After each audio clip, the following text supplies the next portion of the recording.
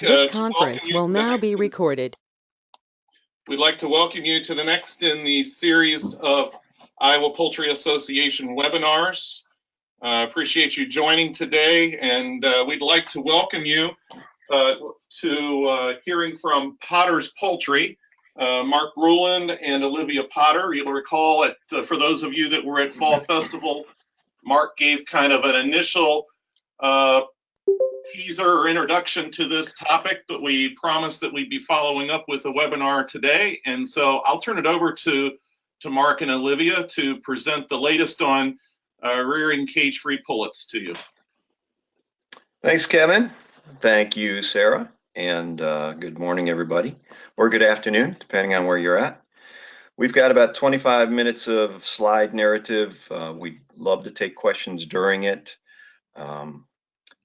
My name's Mark Bruland, work with Potters. I work out of the North American warehouse and office over in Waukee, and I'll be doing most of the narration today, but we also have from England, and she is 5 hours ahead of us, so kind of the end of her day, Olivia Potter, and I'll let her introduce herself. Hi, as Mark said, this is Olivia from Potter's Poultry. Just to give you a little bit of a background for those of you who aren't familiar with Potters, we've been established in the UK for over 50 years now, rearing pullets and manufacturing poultry equipment. And 30 years plus of that have been experienced with cage-free rearing, which we have brought that experience to the US with our pullet program since 2017. So what we're looking to do today is a follow-on from the presentation that Mark gave at the IPA Fall Festival on cage-free pullets, referred to as 101. So today is a bit more of an in-depth dive into the technical aspects of cage-free versus caged rearing, which we've entitled Cage-Free Pullets 202. And on that note, I'll hand back over to Mark. Thanks, Olivia. So if you have questions, you have a chat text screen there on the control panel you're welcome to use, but really would like this to be interactive. We have lots of time at the end for plenty of questions, or you can just break in if something sounds strange to you or you have questions about it, you want further explanation, be happy to do that. So yes, cage and cage-free rearing. It is different, completely different, like apples and oranges.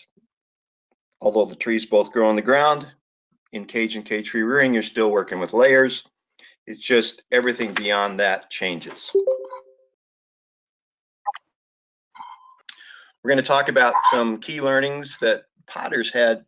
I mean, Potters has all this experience. They've got over 30 years in England with cage-free, but it's a third generation company, and they started with caged rearing 50 years ago. So my personal philosophy is when you got a technical expert and you're trying to do something that they may have already done successfully, steal shamelessly. That's my motto.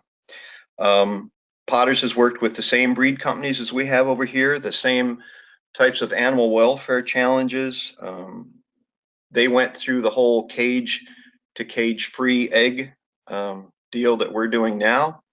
There's lots to learn from them. So these are the topics we're going to be diving into today. Like I said, please ask us questions as we go along, but we'll be talking about the seamless transfer, system designs, rearing profiles, following your breed guides. And then there's some concerns and myths, and we'll look at some benefits of aviary flocks. So in over 50 years of pullet rearing, particularly in the last 30 years, rearing cage-free pullets, the most important factor in getting superior pullets to 16 weeks, and then the top production in the lay house. It's been doing everything you can to achieve what we call seamless transfer. Environment needs to match the laying barn. You need to look at your barn dimensions that in your rearing barn, in your laying barn. You need to look at what the types of feeders are, the perch locations, the lighting. You really want to match. That will help you do this seamless transfer.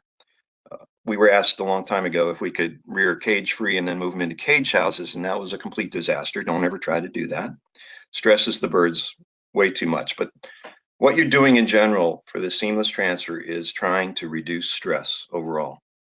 And there could be a whole other webinar on this at some other point. If you're real interested in reducing stress, particularly in the flocks, feather pecking, things like that, there's a great production or publication out from Featherwell, published by the University of Bristol in England. If you just go in and queried Featherwell, you'd find it. So just like apples aren't all the same, neither are the different cage-free rearing systems. System design does matter. You need to look at what type of system your pullets are going to go into that you're rearing. Are they going to go into nests and slats, you know, for the smaller size flocks? Are you going to put them in open aviary design layhouses or compact aviary layhouses? There's big differences between the cage-free systems, and it's primarily in things like how the birds are going to get to the feed and water, and if they can exhibit the natural bird behaviors like roosting up or dust bathing. I mean, those are big things in your system design. But above and beyond everything else, really need to get in there and observe the birds. We say 3 to 4 times a day you need to be in there with these birds as you're rearing them. It's great if you can be in there to observe their activity as the lights come on. But what we say is you need to walk that whole house up and down, and then take your bucket in. We like to say, if you can sit on a bucket for 15 minutes and read a newspaper without your eyes watering, without your breath being taken away, you can see the print, those kind of things, that's good. You want to be in there long enough to observe the birds. If it's uncomfortable to you, if there's something wrong when you're sitting there, there's something that's stressing the birds.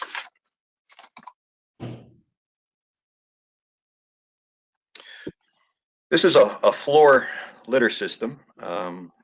You can see that there's really no training to get to different levels. All they've got is feeders and waterers. They're right on the ground. You've got perch pipes there you can see they're sitting on over the feeders. This system is really adequate to place birds in a nest and slats rearing. I mean, a nest and slats lay house, but they're not going to be used to roosting. They're not going to be used to getting up onto the roost and to the nests, and they may be perfectly happy to just sleep on the floor at night. So when you first get these types of pullets in, you're going to have some extra hours of training getting them up on the roost at night. Also, you know, it's something you might not consider, but these birds have never walked on a platform, a mesh or a plastic platform. So just to get them to be comfortable with the feeling of their feet on that platform, that's all new stuff to them.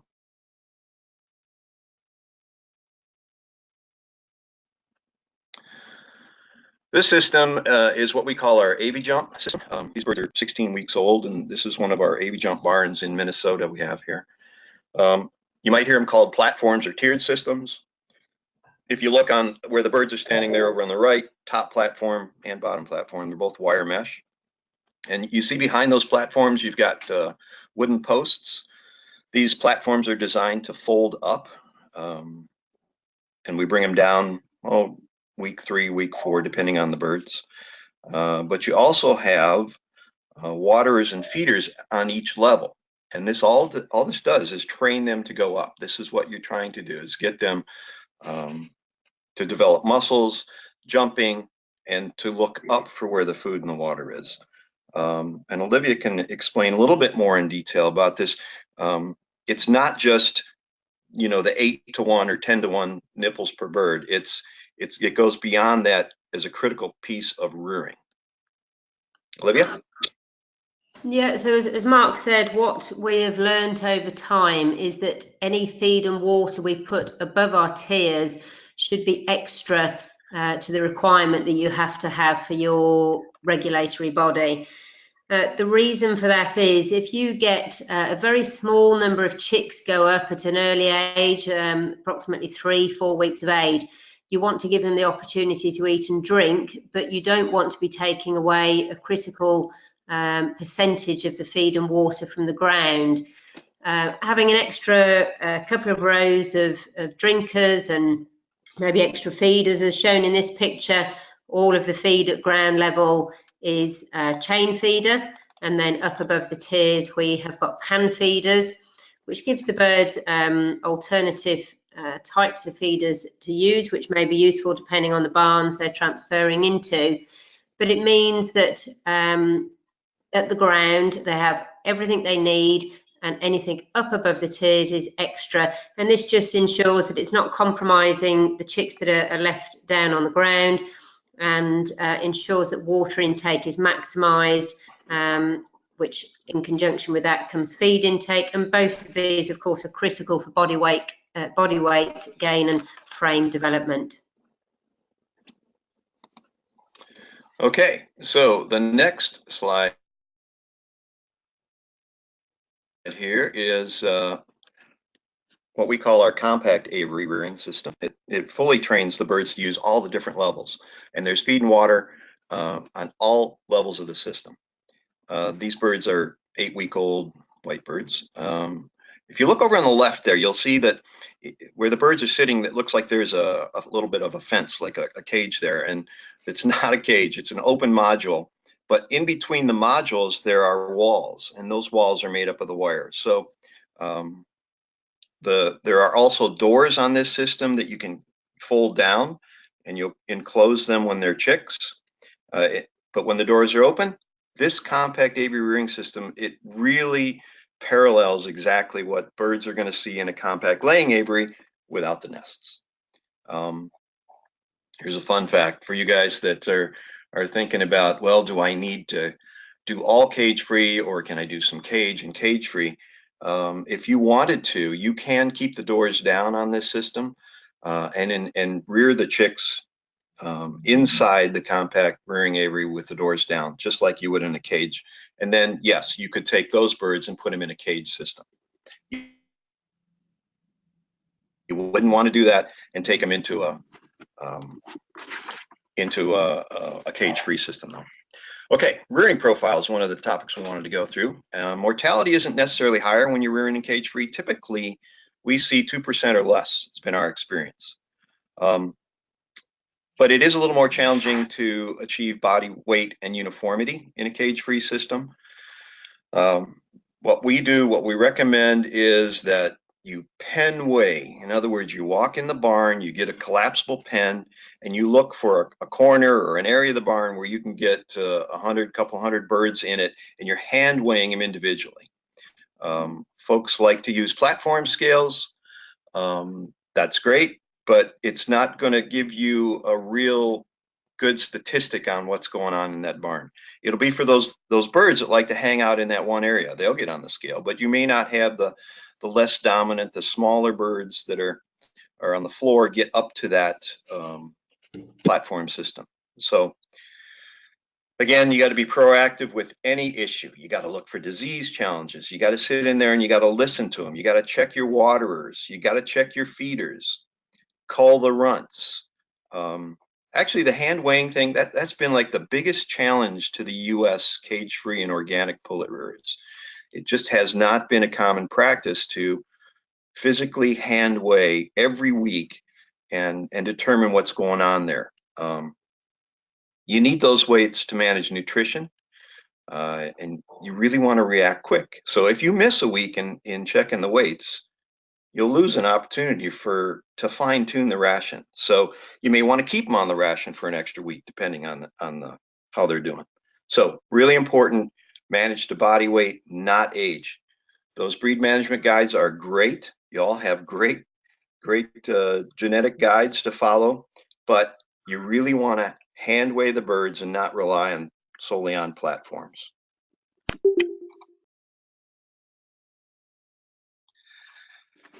Okay, those great management guides, you can only achieve the egg production that they will give you by following those guidelines, both in rear and in lay. So let's talk about house preparation for a minute. We recommend cement floors only. I know there's a lot of folks that want to get into cage-free rearing. They convert a broiler barn with a dirt floor. You can't sanitize and clean in between flocks, and that's really, really important. Another part of house preparation, you want to treat the water lines. You want to make sure that there's no moldy feed hung up anywhere in the system. Get it right, get it clean, and then the next important part is make sure it's warm before you get the chicks in. We want to measure the heat in the barn, the temperature in the barn. You want to measure right where the chicks are going to be. If they're on the floor, measure to the floor. If they're in a compact rearing aviary, you want to measure it right there on that level where they're being reared. Okay, light patterns. You can choose your light pattern that will affect the egg size. Actually, when the pullets start laying eggs.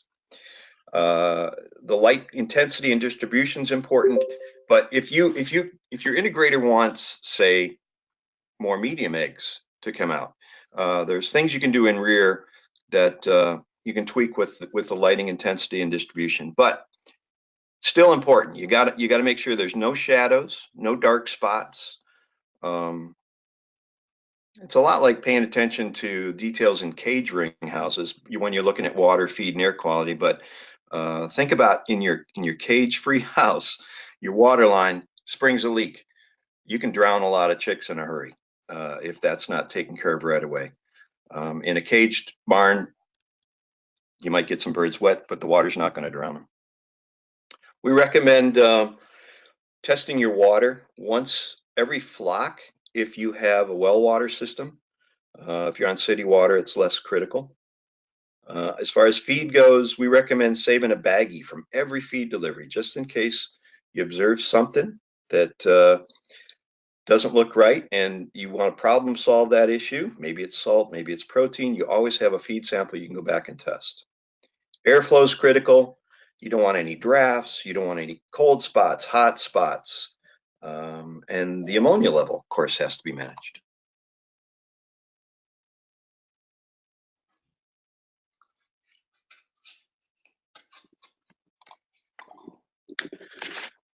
Let's talk about house prep a little bit in avian. You can see on the left, the platforms are folded down. You have barriers at the outside of the chick paper there to keep them on the chick paper. Really important to use a cement floor underneath this. And the chicks only are put on the chick paper with feed on it, easy for them to get to. We don't give them access to litter right away, especially when they're young, because they'll fill up on bits and pieces in the litter, and it won't have the nutrition that they need. They'll feel full, they won't eat, and you'll get starve outs. Over on the right, you can see the chicks are they're in their transport tubs. Before we tip those birds out, we will vaccinate. We'll hand spray. We'll walk up and down with a hand sprayer and do the cocci vaccine for them. We just believe it gives them a little bit more coverage. We've had much better results if we do the hand spraying in the rearing barn ourselves.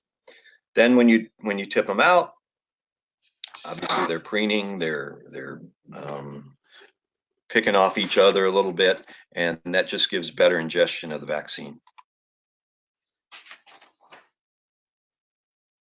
In an aviary house, prep's very similar. You see the chick paper down there in the platform there where they're being reared. The water behind that, something really important that you need to pay attention to, adjust the water pressure so that the droplets hang out from the nipple a little bit the first few days, so the birds can see the actual droplets. Once they figure that out, you can back off on the water pressure, of course. And then see that big bright bulb there in the middle of that module at the top. Lighting's really important. Oop, got my thing there. When you start your chicks, light's super critical.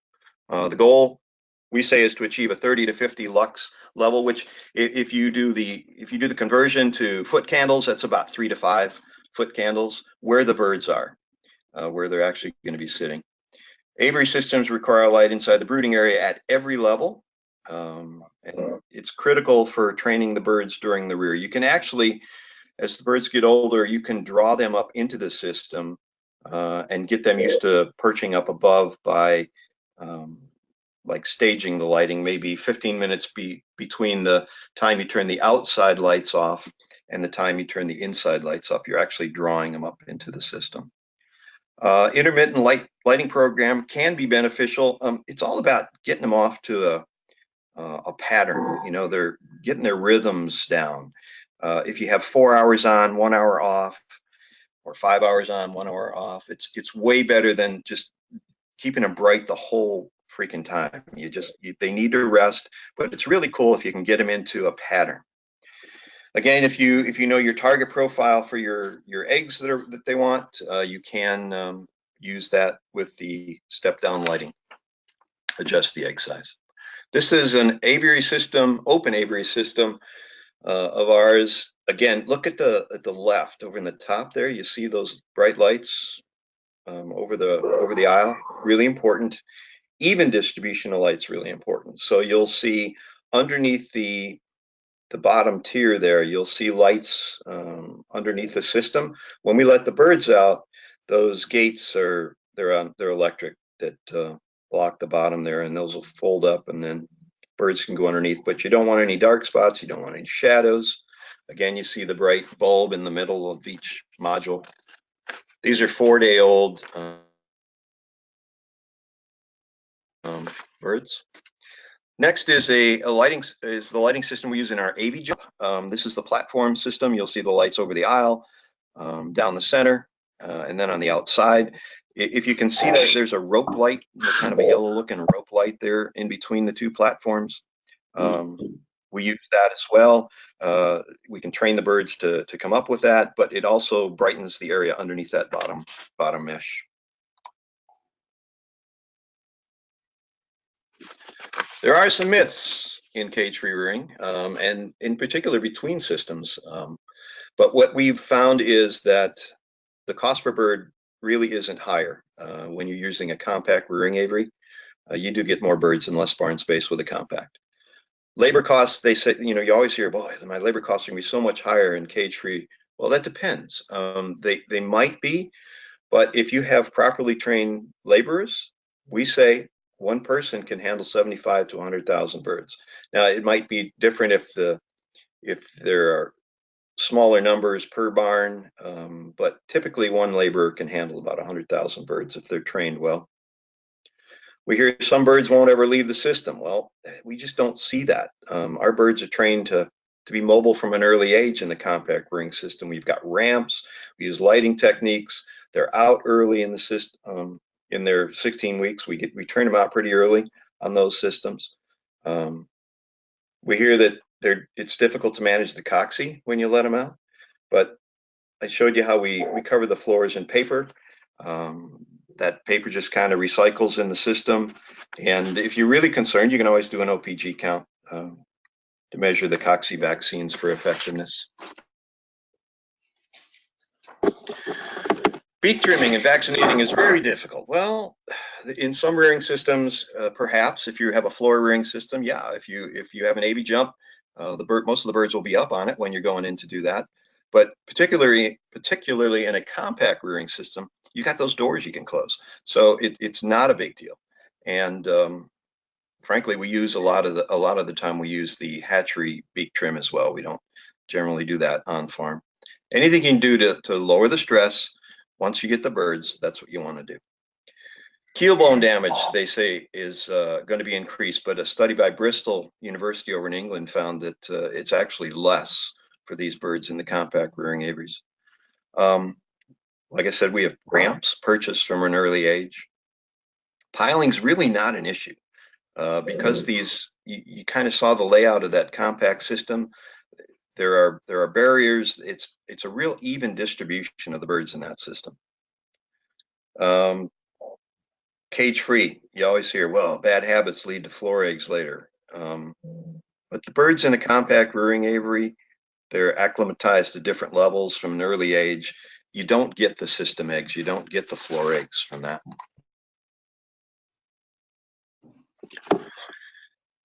Benefits of an aviary reared flock. Well, I guess the best one, when you do a compact rearing aviary, we see 5 to 7 more eggs per bird than on our AV jump. And I defer to our technical expert here, Olivia, to explain that a little bit more for you. Thank you, Mark. Our belief is that it comes back to the very first point Mark was making today, which is about the seamless transfer and how critical that is in the birds settling into their new environment. Due to the birds having all of their feed and waterers up on the aviary and being trained from a very early age, from about 4 weeks of age, they are trained to all sleep on the system, so they understand this to be home. This means that when the birds are transferred into the laying barn, there isn't any confusion about where their feed and water is. They understand how to go to bed at night. And this means that we don't get any birds going backwards or standing still in terms of their body weight gain and feed and water intake. This is an extremely critical time post-transfer, because you want the birds to get that body weight back as quickly as you can, so that they are able to progress to the onset of lay. So yeah, it is all about reduction in stress, not getting any birds dehydrating and losing any more body weight than you would normally experience during the transport process. What we also find is, because of how well the birds grow in the rearing aviary, we expect them to be ahead of body weight and uniformity, and many customers do actually transfer their birds at 15 weeks, which I know would be several weeks earlier than you would normally look to move them in the US. But what we find is they are ready to come into lay much sooner, and this all contributes towards you getting those extra egg numbers. And when you think about, if you go back to the look in the AviJump system, when you're walking that house, a lot of the feeders and waterers that you have on the floor, when the birds are in there, you're pushing them off it. And so there's a little tendency to frighten them a little bit. And when you have a compact rearing aviary, most of those birds are up in the system and they're actually looking down at you. You don't look as much like a predator going through. So we tend to get much calmer birds in a compact rearing aviary, really used to contact all the time. Like Olivia said, we get better body weights. But that's where your extra labor benefit comes in. You really have well-trained and mobile birds. That reduces their stress. In the United States, a lot of the cage-free and organic producers that we've talked to, they typically see maybe 280 to 300 eggs at 72 weeks. But what we're seeing is our standard. When we're rearing birds in the compact aviary, 330 to 340 is really pretty much the standard for us.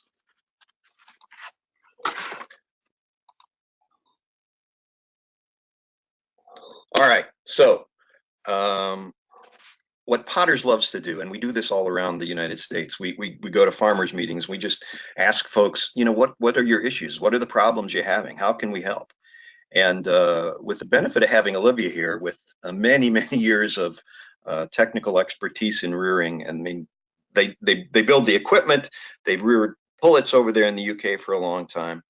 How can we help? So I'd invite you to just throw out there, what are some of the biggest challenges you guys see in your existing cage-free rearing barns, or you know, if you have the laying barn issues, because very often those are directly related back to rear, the problems you find in the laying barn. So I'll open it up. Olivia's in England, and feel free to fire away. If you don't have any questions, there'll be a test. All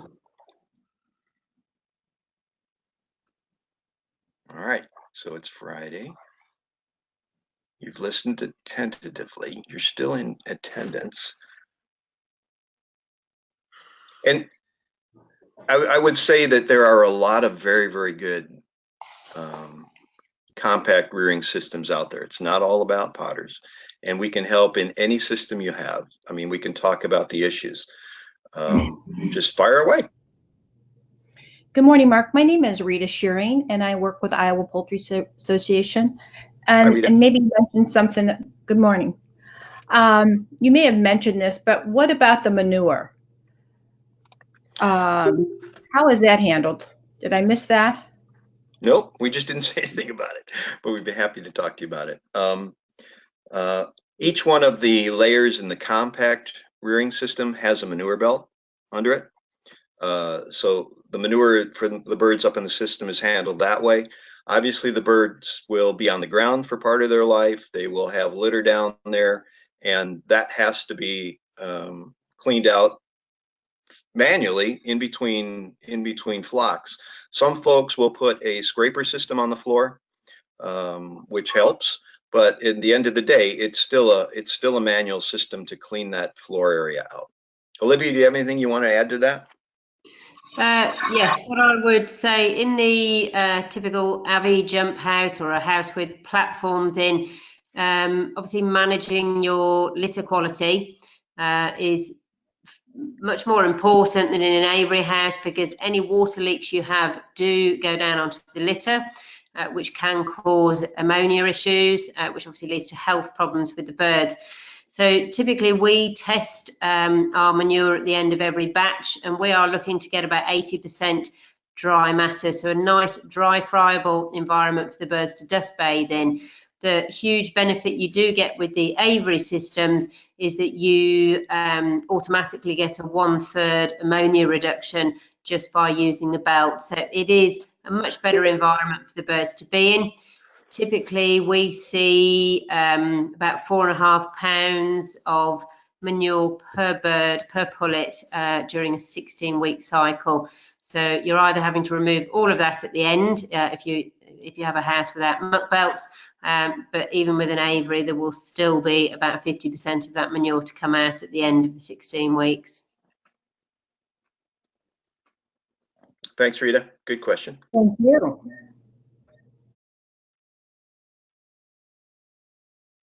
Any particular issues? I guess maybe I should ask first.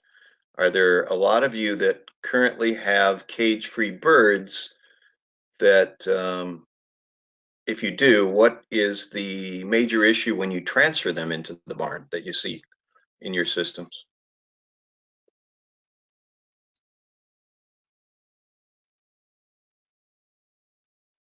Any mortality issues? Typically the first couple weeks when they're in the barn, do you have a high rate of mortality? Or?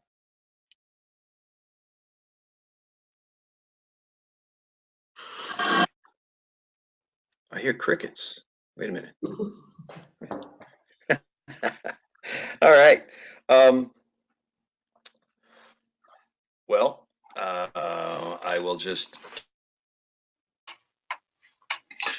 Well, thank you, Mark and Olivia. Clicking here. There's our email. Sure. Any other questions? Mark, this is Rita again. Did you say the type of cages that you use? Are they what brand or anything? Cages? Yes. In rearing? Just because you mentioned that those cages you could open or close. Is there a specific brand that you use? Well, Potters has two divisions. One is the pullet rearing division, and one is an equipment division. And we build those compact rearing aviary systems. So it would be a Potters compact rearing aviary with the doors that close when you first get the birds in. So I could talk about some of our competitors, but there's a lot of good systems out there. But obviously the one we've had the most experience with, and when you do switch to cage free, if you do use the Potters system, whether you use our birds or not, I mean, we would love to go in and see your system working perfectly. So if you buy it from us, we're going to be in there every week when we install it. We'll be doing follow-ups every week to make sure that the chicks are performing well in your system. We can help train you how to rear. That's what we do. That's what we love to do. So it's not just a dump and run. You put our systems in, you get us whether you like us or not. We're going to follow up with it and be there. And Mark, we We do have a question, Mark, that Yes, came in I was just through the chat line, and that's going to see a question. Yeah. What pest control measures do you take and use in a cage-free system? Great question. I will defer Yes, to I my was technical resident. just starting to type an answer to that, Mark. Go ahead. So sorry, I was saying I was just starting to type an answer to the question, but I thought it may be easier to just talk about it. So yeah, we do use a regular pest control program, which is placing bait points all around the outside of the house and in your service areas, your control room. But obviously we can't place any within the bird area. So we would be checking those bait points once a month. We use a mixture of wax blocks and different grains, trying to alternate those products on a regular basis to make sure that the rodents don't get too used to them, and that we do get a decent kill from them as well. Does that answer your question there, Candace, or were you looking for more? She's just said thank you. Okay, great. We have in our rearing over here, we've done a lot of organic pullets as well as conventional pullets, and organic gets a little more tricky, but as long as you're rotating baits, I think that's the key factor, that you have to find what they like and what they eat, and don't give them the same thing all the time. Especially the bait blocks, they're okay, but I don't think they're as effective as finding the grains and getting the effective poison in with the grains that's going to work for you. Question on the chat from Lisa. What is Potter's take on lighting type? Is there a difference or just the end result? And I'm assuming you're talking about the types of lights used, the LED versus incandescent and fluorescent, things like that. Okay, so I'll let Olivia talk about that one too. We do have a mixture in our houses. We are moving more towards fluorescent dimmable tubes. But really, yeah, as you've said, it is about the end result. The key thing, whichever type of lighting you use, is to get that distribution evenly across the barn, so you don't get any dark spots, particularly when you have platforms in the house. It's very easy to get dark spots underneath. But yeah, we don't particularly have a preference, providing it is dimmable, so that you're able to start that lighting as brightly as possible, which helps to get the chicks off to a good start. Bright lighting means they're mobile, moving around, eating, drinking, but then you do need to be able to dim it later in the rear to stop any feather pulling issues. Good, thanks, Lisa. Any other questions?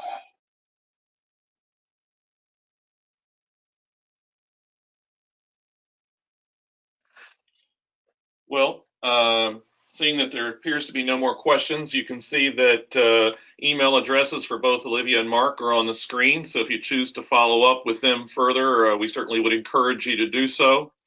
We would like to thank both Olivia and Mark for joining us today and sharing their expertise and knowledge, and also thank Iowa corn growers for their support of our webinar series. Just a reminder that this webinar was recorded, so if you choose to come back yourself, or you want to refer colleagues or others in the industry to this webinar and what you heard today, we certainly would encourage you to do so. We'll be posting that shortly and sending an email out to everyone, again, reminding you of the fact that the link is available for you to hear this again. But again, thanks to Olivia and Mark, and thanks to everyone for joining us today on the Iowa Poultry Association webinar series. So thanks everyone, and have a great weekend. Thanks, Kevin. Thank you.